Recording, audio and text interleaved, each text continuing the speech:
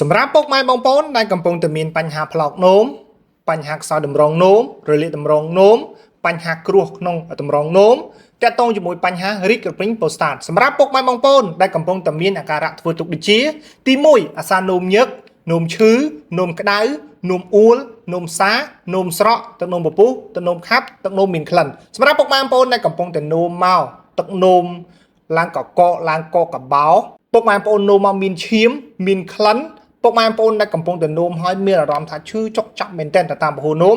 ពុកម៉ែបងប្អូនឲ្យម្សៅលបងប្រើប្រាស់ជាមួយផលិតផលមួយដែលមានឈ្មោះថារាំងសង់តេរាំងសង់តេគឺជាផលិតផលរបស់បារាំងផ្សំឡើងពីរុក្ខជាតិសុទ្ធ 100% តែម្ដងសម្រាប់ពុកម៉ែបងប្អូនដែលកំពុងតែមានបញ្ហាតម្រងនោមមិនថារយៈពេលខ្លីរយៈពេលយូរពុកម៉ែបងប្អូនឲ្យម្សៅលបងប្រើប្រាស់ជាមួយផលិតផលរាំងសង់តេនេះបានពុកម៉ែបងប្អូនទទួលទានរយៈពេលត្រឹមតែ3ថ្ងៃទៅ1សប្តាហ៍ពុកម៉ែបងប្អូននឹងទទួលបានផលសម្រាប់ផលិតផលរាំងសង់តេមួយកំប៉ុងមាន60គ្រាប់យើងប្រើមួយថ្ងៃគឺ2ដងព្រឹក1គ្រាប់ល្ងាច1គ្រាប់បន្ទាប់ពីពុកម៉ែបងប្អូនទទួលទានអាហារ15នាទី